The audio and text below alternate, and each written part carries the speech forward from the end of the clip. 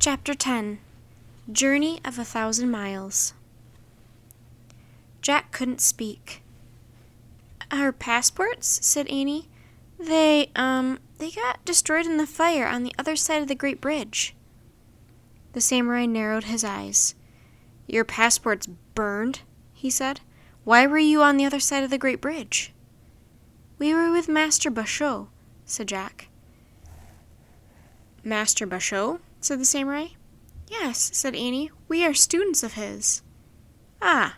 The samurai's expression brightened. "So you study poetry with Master Basho?" "Yes," said Annie. "Would you like to hear some poems?" "Oh, no," thought Jack. "Not again." "Yes, please," said the samurai. "No problem." Annie thought for a moment and then said, "Here's a simple little poem." She recited, "Rain falls outside, but the tiny cricket on the hearth is dry tonight." The samurai nodded. He said. "Yes, very simple, but very lovely." "Thank you," said Annie. The man turned to Jack. Jack could hardly breathe. His mind was blank.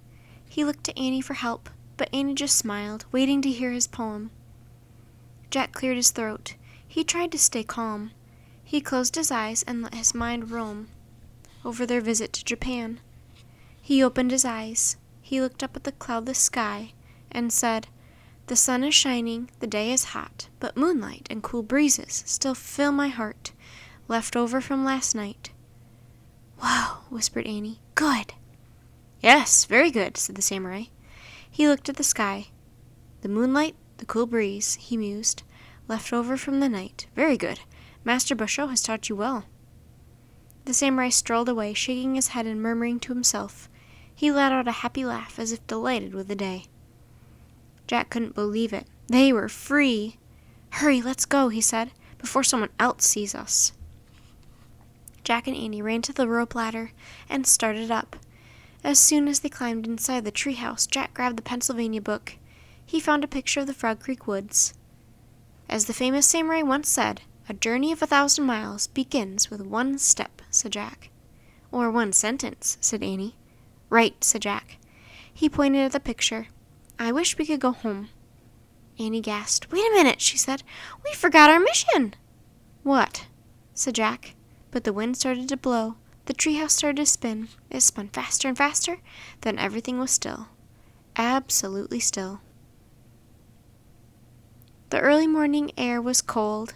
Jack and Annie were back in Frog Creek, wearing their own clothes. Jack's burlap bag was a backpack again. He looked inside to make sure the wand of Dianthus was there too. It was, and Basho's frog poem was there too. "I can't believe it," said Annie. "We didn't look for a secret of happiness for Merlin. How could we forget that?" "Oh, man," said Jack. "We were so busy worrying about the samurai and putting out the fire that we forgot our mission." "What will Morgan say?" said Annie. "We've never forgotten a mission before, and this one was the most important one we've ever had. To help save Merlin." Annie was near tears. Wait, calm down," said Jack. "Let's think a minute. Maybe we actually found a secret of happiness. Maybe we just don't know we found it." "You mean like we were extra happy at any time?" asked Annie. "Yeah, sort of," said Jack. "Were we?" "I don't know. Were you?" said Annie. "I think a few times," said Jack. "Like when?" said Annie. "Like when we were crossing the Great Bridge with Basho. I felt a certain sort of happy then," said Jack. "Me too," said Annie. "And I was pretty happy eating sushi." "Yeah, but I got scared when I saw the samurai watching me," said Jack. "What about the sumo wrestling match?" said Annie. "That was fun," said Jack, "but I don't know if it really made me happy." "Riding the dragon and putting out the fire?" said Annie. "That was great," said Jack, "but I was too worried about saving the city to be happy." "Making up poems for the samurai?" said Annie. Too nervous," said Jack. "Well, when were you purely happy?" said Annie. "I think it was when—" Jack stopped. He felt silly saying what he was about to say. "Go ahead," said Annie. "I think it was when I was lying on the mat in Basho's house," said Jack, "and I touched that little patch of moonlight on the floor, and I listened to the banana leaves in the wind." Oh, yes, said Annie, before we fell asleep, and I heard the cricket, and I felt like I was a cricket myself going to sleep in a cozy place. Yeah, like that, said Jack. It's like what Basho said about finding beauty in the small things of nature, said Annie, like his poem about the frog splashing in the water. I think that's it, said Jack. A secret of happiness is paying really close attention to the small things in nature. Wow, said Annie. I think that's a great secret to share with Merlin. It is, said Jack, and Basho's poem will help Merlin understand. Right, said Annie. Let's go, said Jack. Annie climbed down the rope ladder. Jack put his pack on his back and followed her. As Jack and Annie started through the chilly woods together, Jack noticed things he hadn't seen before. He saw tiny blue wildflowers sprouting up from the wintry, weary ground. He saw fresh anthills in the dirt. He saw leaf buds on twigs and green moss on a rock, bright in the March sunlight. I feel like I'm seeing spring for the first time, said Jack. Me too, said Annie.